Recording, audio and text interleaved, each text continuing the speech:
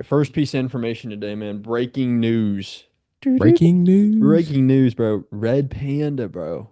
Dude, yeah, dude, yes. I couldn't believe my eyes. I just want to say, man, Red Panda is an OU and an Oklahoma City Thunder treasure. I have seen her performance, I think 4 or 5 times live in person, bro. Easy. One of the, I mean, I not even one of the best halftime performance there is. There is no better. There is none other than the Red Panda dude. The GOAT halftime performance. Yeah. But I've been reading through these and I'm like, man, she is approaching or she's past 50 years old doing these. I don't know if you've never seen Red Panda, she's doing like a unicycle with the bowls on top and all these Yep. things. And Putting them like kicking on her head. Yeah. so apparently last night, the Fever versus Lynx game. And I mean, if you do this for so many years on a unicycle, eventually it's going to happen. But anyway, apparently she fell last night. I think it looks like she's okay, but I mean, it is just the craziest thing. Um, Craziest thing that she's been doing it for this long, honestly, and it's not happened yet. Yeah. And because I always wondered, I was like, that's a hard floor underneath, and there's just like nothing stopping her from just like actually falling. But anyway, just Because I had to. mean, that unicycle, like she's up there. Like She is, dude. that's not like I mean, I'm thinking minimum. She's up there with the basketball goals. That's what I'm saying. Like it's got to be a minimum 10 feet. Like Got to be. it's got to be more. It's probably like 12, 13. Like, yeah, yeah. To give the seat of the unicycle, I think is at the basketball rim. So it's like 10 Yeah. feet up there, which is up And there like at least. to fall, like free fall from 10 feet, like you're not gonna Mhm. die, but like you're it's gonna hurt on a hard. Oh, dude, I saw it this morning and I was like, Yeah, it no, was crazy. no. And it's Yeah. probably more like shame, like embarrassment and shame. Like I just fell. I mean, obviously it hurts, but like it's like, dang, Yeah. out of all the times. But anyway, yeah, GOAT halftime performance. Prayers up to Red Panda. Yeah. Hope she gets back on the unicycle. Yeah. Shout out Red Panda because that's the best halftime performance there literally is. That's real. Hopefully we get to keep seeing it because it is a Yeah. freaking treasure every time you get to see Red Panda. Yeah. All right. For Moving real. into the actual The juice of actual the what we're actually episode. gonna talk about. Today we're going to go over our defensive recruits from 2025 who are coming in this fall. There's been a lot of good ads on defense. I think really the big thing was secondary this year, which praise God. And Yeah. so yeah, we're just gonna dive deep into this class a little bit. Obviously, yesterday or last episode we talked about we had the 17th best class in 2025. The year before that we had the ninth, and right now we're tracking for 2026. We're tracking for like 30. So I don't know what you can think about that, but the class has one 5 star. He's an offensive lineman, Michael Fasusi, and then plenty of 4 stars, 3 stars. Uh, Yeah. Start us off with the corner from Carl Albert, Tristan Haynes. First thing I got to say about this, about Tristan Haynes, is we got 2 guys from Carl Albert, 2 4 stars out of Carl Albert. And I got to say, it's something that would not have happened under Lincoln Riley. Yep. Brent Venables has actually said in a press conference that Carl Albert is one of the more prestigious football high schools in the country, and great talent comes out of Carl Albert. Said we're going to recruit there as long as I'm here. I think that's fantastic. I love Carl Albert. I love the guys that come out of Carl Albert. I think Yeah. Xavier Robinson came out of Carl Albert looking like he had already played college football, and so Yeah. I think we should go for those are the high schools you want to go to where the coaches literally make you look like you already played college football. Yeah. So anyway, Tristan Haynes is a corner. Thank God. 4 star corner, the 17th best corner in this class. We needed a good corner. We needed a talented corner. The last time I feel like we landed a corner I was really excited about was like Gentry, really. And I don't know. I'm just excited about. I'm actually excited about this guy. And What's exciting to me, go ahead. I mean, I know you're probably going to get to this, but when I see that 6'2", Yes, sir. I was gonna get to it. Yep. that Yep. that is, listen, corner is one of those positions where it's a really like skill position. Like, yes, you have to be, fundamentally sound, but Eli Bowen is a incredibly fundamentally sound corner. Yeah. But Eli Bowen will get beat Mm-hmm. by a decent 6'4" receiver 90% of the time. Mm-hmm. So it's one of those things where, and listen, this might not be the right logic, but if I was a coach, this is probably why I'm not a coach. I'm I would take a worse, like a less fundamentally sound 6'2" corner over a really fundamentally sound 5'9", 5'10" corner, just because I think you can't teach size. That's for a lot of things in football, but you can teach technique. So I'm excited. Like he's 160. You put him another 20 to 20 30 pounds. pounds on him. Yep. That's I mean, you're almost looking at Sauce Gardner Yeah, it's one of the comparison. perfect. It's probably 6'2", 6'3" is exactly where you want to be. 6'2", 6'3", 6'4", I'd say is like Yeah. where you If want to you're a be. corner, that's elite like Yeah, size. that's where the NFL star corners are at. Yeah. Yeah, that's exciting. Honestly, like the lack of transfers at this position was worrying. And Yeah. so seeing that we're actually doing something about it, at least with this freshman class, is nice. It sucks because we're probably going to have to wait a little while to actually see these guys reach their fullest form. But I mean, it's nice to just know that there are some corners coming. They are Yeah, coming. literally. Please. Um, Thank God. 'Cause, man, one, I got to get back. I will always say, man, what Gentry Williams could be if he just can stay healthy. Man, what he could be, what he could be. Yeah. What we're seeing from Eli Bowen, we would be seeing 2x from Gentry Williams if he was Literally. just consistently healthy. And people are geeking out Yeah. over Eli Bowen, so it's such a shame, man. So hopefully these guys stay healthy. Hopefully Gentry Williams gets back to being healthy and we Yeah. get some Honestly. corners. We have another corner in this class, or two other corners in this class. One, we have Malik Hawkins. Malik Hawkins is I'm on that. I'm gonna get on that train. he's Michael Hawkins' younger brother, 3-star, 70th best corner in the class from Allen. You gotta know. Hey, I mean, do you think Malik could be something? when you have a here's the thing, I feel like they're just athletic as a family. Like when you have an NFL dad, Yeah, makes a difference. I feel like it doesn't even matter.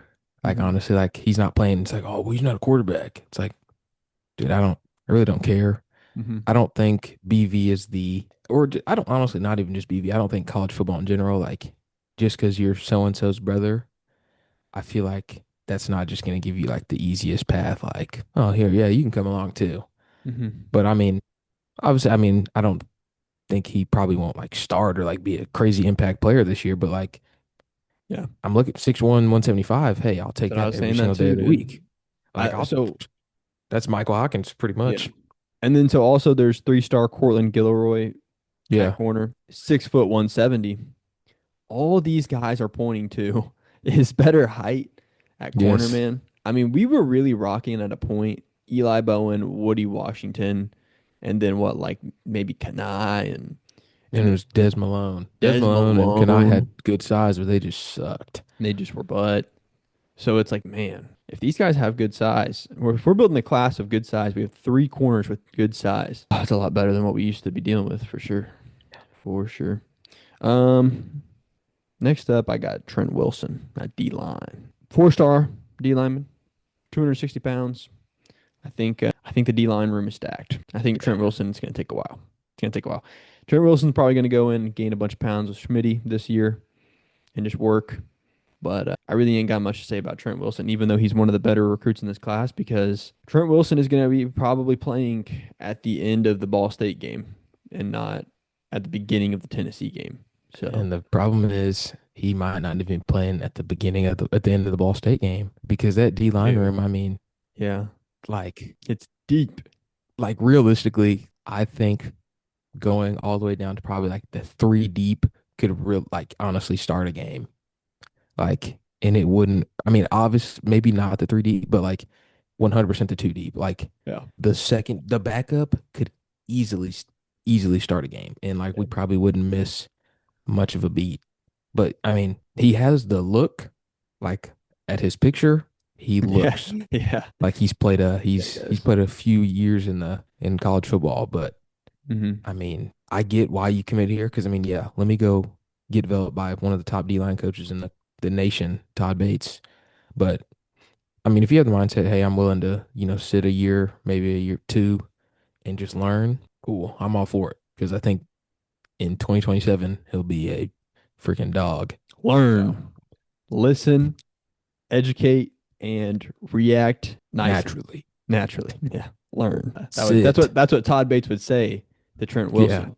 That's probably how he recruited him actually. But yeah, I we're gonna go into more detail about the D line room soon this month. Yeah. That's probably one. It's the best room we got. Yeah. Two, it might be the best D line room in the SEC in the country. It could be. It's up there with them. It's up there with them at Yeah. least. True. Got a pair of safeties in this class. Two four-star safeties. Not bad. Not bad. Omarion Thompson or Omarion Robinson, 5'11", 185, and Marcus Wimberly, 6 foot 200. Um, Man, I did not even I heard about Marcus Wimberly. I did not hear about Omarion Thompson or Robinson committing. That's why I'm messing up his name every time. A couple of Arkansas guys. I'm gonna have to look into these guys. I actually haven't even. I heard of Marcus Wimberly. Marcus Wimberly was a big land. I was excited about Yeah. him. Dude, Arian Robinson is he's a low key Marion. headbanger. Oh, He really? yeah, he can low key he can hit a little bit. I've never seen it. I think I saw a clip of him on Twitter or He something looks like like that. And I a. remember, He looks a bit like maybe has like a Reggie Pearson kind of look to him, but like maybe he could just yeah, I can see it. hit I can see people, it. bro. But no, I mean, hey, the safety room is kind of, I mean, solid, but it's Solid. not like It's not I mean, deep. like by the time it's really not. I mean, you're looking at obviously Peyton Bowen, RSJ, but RSJ's gone probably after this year. Peyton Bowen has a good year. He's gone. Yeah. I mean, then you're looking at, I mean, or not Reggie Pearson, Boganowski will Hmm. probably be next in line. And then it's Yeah. kind of low key free game from my memory right now. I'm probably missing somebody, but we'll Yeah. see, honestly. Yeah, it's not the deepest, dude. And Yeah. yeah, it's one place where a couple of four stars as freshmen is kind of perfect because they'll be able to come in the year later and uh Yeah. actually be the guy. Probably, I mean, have a chance to really like actually be the guy. And we'll Yeah. need the backups as well. But and they're a little bit. I mean, man, Peyton Bowen and I feel like at safety you can be a little bit shorter, obviously, but Oh, yeah, it's fine. Because, I mean, you're not playing, man, you just, hey, yeah. you're just roaming around Hope, looking for something. Yeah, honestly, I pray. hopefully, hopefully you're not playing 'Cause man, bro. if you are, there's a problem. Yeah. Not a crazy linebacker class. We did get, sorry, let me look it up. Oh, we did get CJ Nixon. I did. Oh, are we in the transfers? Marcus Hold on. James, Carl Albert. Marcus James. Sorry. That Another Carl Carl Albert Albert dude. guy. Man. And he Um, looks goodness gracious. he's got the look. 6'4", almost 6'4", 210. Hey, He's got the look. dude, Carl Albert's just juiced. He was the It's only linebacker we got. And I think I'm okay with that, man. yeah, God, he does look just ridiculous. That's a Brent Venables guy, dude. You know, Brent Venables, man, when it comes to his linebackers, he doesn't go after the 5 star. He's not that type of guy. no, And yeah, he really's not. No, there's only two coaches on this team that I trust to be like, oh, he's not that talented star wise, but we're going to develop him. That's Bill Bedenbaugh and that's Brent Venables. Brent Venables, he can do yeah, that with his linebackers. Brent Venables can make a lower star linebacker into something. That's for sure. That is absolutely for sure. I mean that's yeah. I mean you're just starting at a good spot. That's the thing. I will take starting coming in at 6'3" and some change and 210 Yeah. and letting Brent Venables, who's a linebacker, just wizard, mold you whatever into whatever you need to be. Hmm. Because I mean, it kind of speaks for itself what he's done for this linebacker room since he's Yeah. been here. Yeah.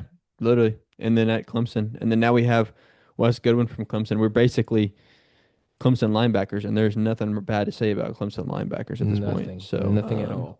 and then ever since Brent Venables got here, we've already produced an All-American linebacker. So, uh, Yeah, yeah, I definitely think. If you get the size and the athleticism, and you come to OU as a linebacker, there's a good chance for you. yeah, Yeah. Lastly, CJ Nixon, Chavis's guy. I remember Chavis's photo shoot with this guy was just, yeah. you know, Chavis. Chavis was being silly, but 6'5", 216, a little on the leaner side, but he is an edge. 6'5", though. That's something to work with. That's something that we can absolutely work with. Um, Yeah. Put in Out a of corner. Weatherford, he is a 4 star, but low key, same hometown as Ethan Downs. Same Uh-oh. hometown. Yeah. Um, so maybe just a reincarnation of Ethan Downs, actually. Now, I'm gonna be honest, they don't look alike. CJ Nixon and Ethan Downs, but yeah, I think we do. I mean, we don't need an edge, but I like how we kind of went with this class. We just went one D line, one edge, one linebacker. We Because have two if edge, two edge. Alexander Shield Knight is another edge from what? Wagner. Oh, I've heard of him. 3 star, 6'3", You're right. You're right. 220 bomb. But I mean, like like I minimal of that position in certain positions because we don't. It's one of those things we don't really need one, Yeah, and it's really hard to develop, especially in today's college football. You could probably go get an edge that can play right away, out the portal. So it's like unless you yeah. can land a really big name guy, it's like why. I think that's what's going on here. Is like, hey, we'll just go get a good frame. It's a PJ like out of Bauer like size guy, and just work with him and see what he can be, and if he's, but we'll just go get a guy out the portal. It's We're really, gonna we're gonna have our conversations about PJ Bauer oh, I can't when wait. when the PJ, time I hope comes. PJ tunes in too. Yeah, yeah.